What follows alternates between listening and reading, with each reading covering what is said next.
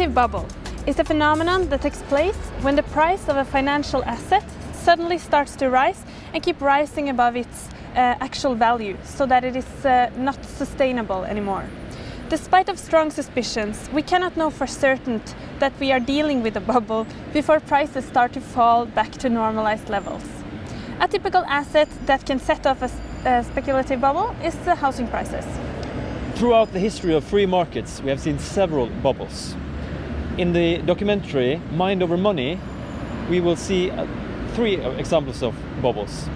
We will go through them all and see what 2 of the world's leading economists think causes them.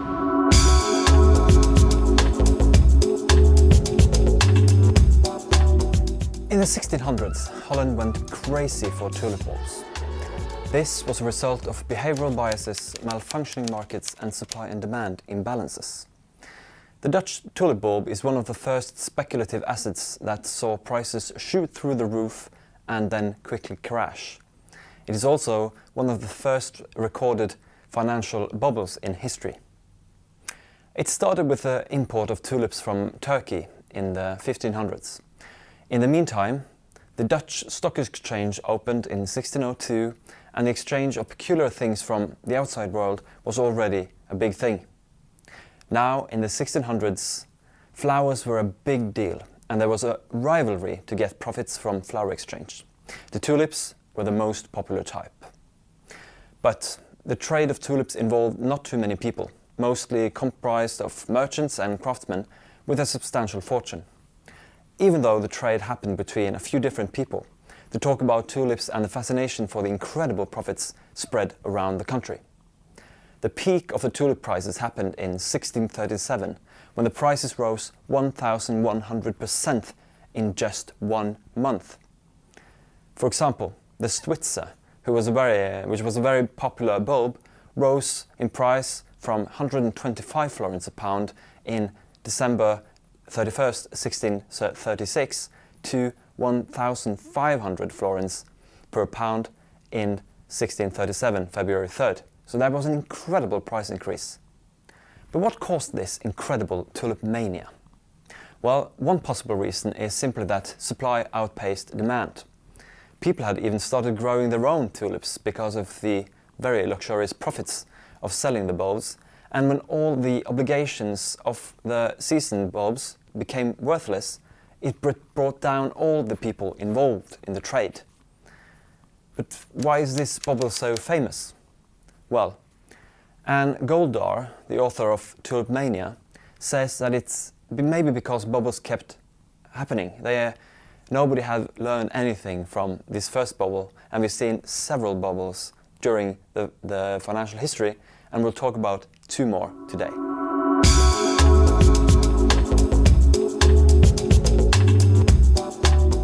Until the summer of 1929, the United States of America for the previous years have had an incredibly good economic period. When the summer of 1929 came, the country went into something they thought was just an ordinary recession. Consumer spending dropped and storages began to fill up. The manufacturers saw this and slowed down the production of goods. But still, the stock prices of the same companies kept rising. By the fall of 1929, the prices of the stocks were not justifiable with regards to the current and future earnings of the different companies. On October 24th, 1929, the stock prices dropped when everybody wanted to sell. That day, the New York Stock Exchange traded 12.9 million shares.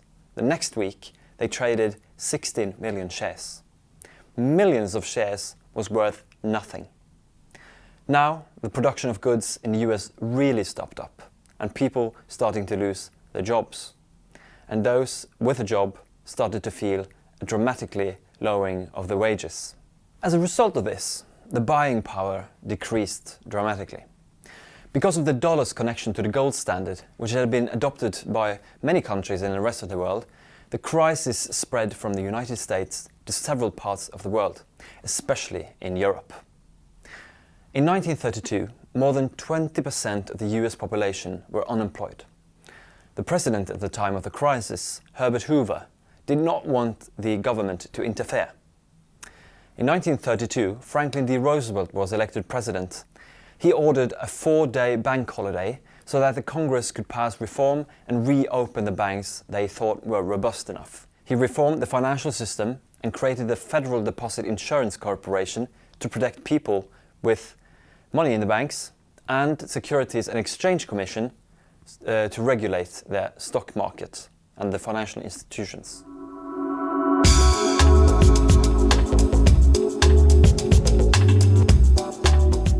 The financial crisis in 2007-2008 is by many economists considered the worst financial crisis since the Great Depression. Many large financial institutions were threatened by total collapse, and the national government had to bail out many banks. One of the reasons that the financial crisis happened was the US housing bubble. The bubble peaked in 2006, causing the value of securities that was tied to the real estate pricing to fall dramatically. This was damaging for financial institutions not only in the US but worldwide. When the investors in the US didn't find a good investment, they had to look for different opportunities. Usually they had been interested in the US Treasury bills, which was a very safe and had a good interest rate. But after the dot-com bubble and September 11 attacks, the Federal Reserves, with Alan Greenspan as their chairman, decided to cut interest rate to only 1% to keep the economy growing and not slowing down. Now, the investors did not want to buy the Treasury bills because of the low interest. Well, the banks, on the other hand, was very interested because they now could borrow money from the Federal Reserves for only 1% interest rate, a very cheap loan. Now the banks could do great profits because they had more leverage than before. And the investors saw this and wanted to make profits as well. Well, the bank thought about, what if we connect the investors with the homeowners through bank mortgages? And so they did. Housing prices had been rising for a very long time, so it seemed like a very good investment for many people to do. Many families contacted a mortgage broker and who contacted the bank and sold them the mortgage. The broker would earn a commission. Now, the investment bankers wants to buy the mortgages from the lender, and the lender sells. Now, the investment banker does this with a lot of mortgages, and he classifies the mortgages as safe, okay, and risky, and packs this into a financial product. They call it a CDO. The CDO compensates for the risk by differentiating the interest rates. Somehow the product gets rated as a AAA financial product. Now the investment banker sells this CDO as risky, okay and safe assets different institutions that wants to buy this risky or safe or okay product, and the interest rate is thereafter. When the brokers can't find any more responsible people they can lend money to, they start to sell risky loans to less responsible people without needing any documentation of, for example, income. This is called subprime mortgages, and the same thing happened again, but now it's even more risky. Now people start to default on their loan obligations, and the house is therefore transferred to the bank. Well, the bank don't think it's a big problem, so they just put the house out for sale. But prices have been rising a long time, so they are very optimistic. But suddenly, a lot of homeowners default on their loans, and a lot of houses are suddenly for sale.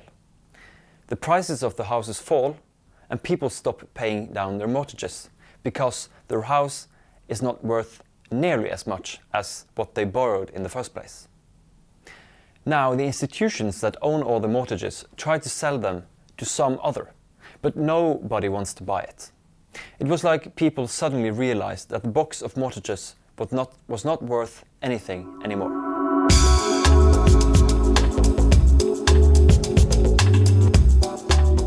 One of the economists who tried to explain speculative bubbles in the documentary Mind Over Money is Robert Shiller.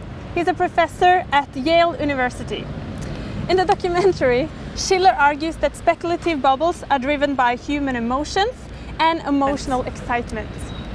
Schiller says that humans are uniquely empathetic beings, and it is not only ideas that people are communicating with each other, but also emotions. He thinks this characteristic is what gives the speculative bubble's nutrition to grow so large. As the bubble grows, more and more people are joining the market because prices are rising and they do not want to miss out on a really good investment. So at first people might be suspicious and think that this cannot be right, something must be wrong. But after a while they get more and more convinced that perhaps it actually is right. And excitement and hyper-optimism is the result. And in this way, Schiller argues in the documentary, the market is an aggregation of what consumers think that the future is going to be like, and people's emotions blow the speculative bubble bigger and bigger. Schiller uses the term irrational exuberance about this social frame of mind that people get into in these situations. The term was first introduced by Alan Greenspan. He was the chairman of the Federal Reserve Board in Washington during a speech that he held before the American Enterprise Institute in 1996. It is a very famous speech because Greenspan, he just asked the assembly, how do we know when irrational exuberance has unduly escalated asset values, which then become subject to unexpected and prolonged contractions. And then he also later added, we as central bankers need not be concerned if a collapsing financial asset bubble does not threaten to impair the real economy, its production jobs and price stability. And this speech is very famous because not long after Greenspan uttered these few words, several of the stock markets around the world, they dropped 2 to 4%. And this immediate reaction made the term irrational exuberance famous. Robert Schiller later named his book after it.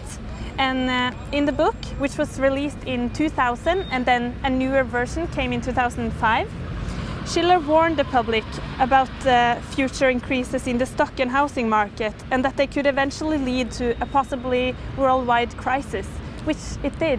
He feared what he called the complacency and overriding feeling of normalcy that people felt around the rising house prices. So to sum up there, Robert Schiller thinks the speculative bubbles are driven by human emotions and the excitement that the human emotions give us.